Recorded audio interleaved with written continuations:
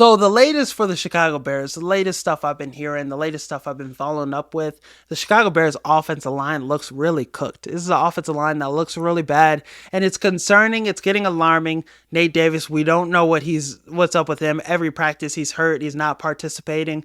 Tevin Jenkins, he's getting banged up in practice as well. So you have two guys in your five starting offensive linemen that are injury prone, that are always going to be nicked up. And one of them you really can't trust at all. And Darnell Wright, he's been banged up the last couple practices. So you're really unsure of things with this offensive line. And this is not good for a rookie quarterback to have to deal with. Last year, the year before, every year of Justin Fields' career, offensive line has been poor and it's been terrible. I think Caleb Williams, though, the thing about him, he's got a quick release. He's going to get the ball out quick. And, maybe that could cause him to make more mistakes trying to get the ball out faster than, allowing him to, sit there and read what's going on, read all his, looks. But yeah, this offensive line, I'm really concerned about it. Ryan Bates will look like he's going to start at center. Coleman Shelton, he could, play guard or center. We have some depth there, but I don't really like rotating at that position either. I mean, I feel like we do that every year. I think we need a sure bet. I think Ryan Bates would be better at guard, and I would trust him more at guard. And bringing in a guy like Connor Williams is more what I would do, because you need a guy that in there that you could really trust. And I think Connor Williams, coming off this injury, obviously there's concerns with that. But if he's fully healthy, last year he was one of the best centers in the league, maybe the best center in the league with the Dolphins before injury. So that's a guy you could trust. He's young, 26 years old. He'll be around for the long haul. You can, extend him after the season, keep him around for Caleb Williams and build that continuity. Those two guys. And Ryan Bates at guard, Tevin Jenkins at guard, and you also have Coleman Shelton, and maybe allow Nate Davis to be a swing guy if he's healthy. They want to say if he's healthy, they're going to start him, but you never know with that guy. It's really becoming a concern with him. The trust level is just not there. And Darnell Wright, I'm sure he's going to be okay. He's going to be able to play week 1. Braxton Jones, he's going to be good. So I think adding a guy like Connor Williams definitely gives you more confidence in this group. And we don't want another situation where we have our offensive line ruin our rookie quarterback or our star quarterback, we don't want anything else to get in the way of our quarterback developing and playing to the level we know he could play too. So I think a move at the offensive line has to be made in the next coming weeks before week 1. Some other things that, happened, DJ Moore and Caleb Williams went on First Take. Really liked some of the things they said. I think DJ Moore, more specifically, he said, his expectations for the season. Very interesting quote.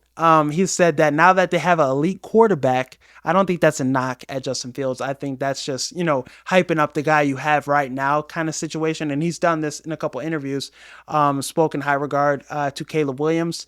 But him saying now we have an elite quarterback, the expectation we should get 10 wins because we got 7 last year. And I think that's true with the easy schedule. You should be at 7-2 before you get into those division games. I mean, maybe, you beat the Colts, maybe the Rams, you could beat those teams, and maybe you could have a better record than that and be leading the division. But I think this team, if Caleb Williams is playing to the level he's playing and this offensive line shures up and things get better with that group, this team, there's nothing that should get in this team's way before they play those division teams. And you should be able to beat the Lions once or twice because you had their number last year. You should have beat them twice last year with Justin Fields. Now you have an elite quarterback. Things should be better. And Green Bay, you should at least win one of those games, I think. With better quarterback play, with better offensive coordinator, in Shane Waldron. The offense already looks good in the Hall of Fame game from what I saw. The weapons are there. The defense, the defense should be better, with a Kevin Byard, with Javon Dexter, with other guys on this defense line getting better. The defense should be better. Jaylon Johnson, Tyreek Stevenson, those guys should take another leap. So this team should be a 10-win team at the very least, I think. And you should be competing for the division. I think this is a team high ceiling. I think we could win 13 games. It's very possible. And the floor, like I said, should be 10 wins. So I very much agree with DJ Moore with that. And he said 3 1,000-yard receivers. And the only team to do that, this was 2008. The Cardinals with Steve Breston, Anquan Bolden, and Larry Fitzgerald. really interesting year that Kurt Warner was the quarterback for that team, and that team went to the Super Bowl. So, hey, maybe three 1,000-yard receivers, you make it to the Super Bowl. But DJ Moore, Keenan Allen, Rome Odunze, yeah, I think they should have three 1,000-yard receivers. Those guys, and Shane Waldron, he's going to get those guys targets. This offense, they're going to be able to eat off each other. I think Keenan Allen, he's going to be a guy that you could trust on third downs. He's going to be able to move the sticks, a guy that Caleb Williams is going to be able to trust, and DJ Moore, he's going to be a 1,000-yard receiver. At the very least, Keenan Allen and DJ Moore are going to be 1,000-yard receivers. I can bet that. I could trust that.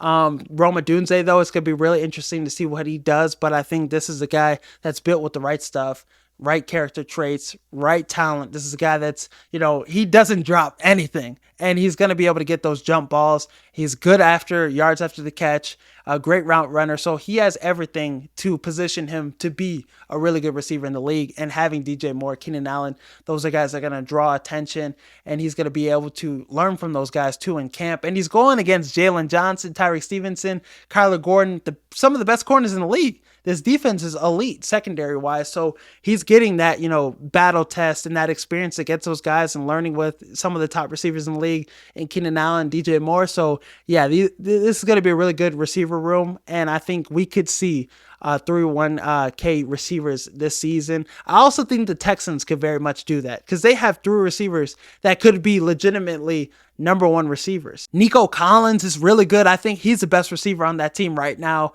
Stephon Diggs, he's going to put up 1,000 yards in his sleep. So I think the Texans, CJ Stroud, a quarterback that threw for 4,000 yards in his rookie season, broke some records as a rookie passer.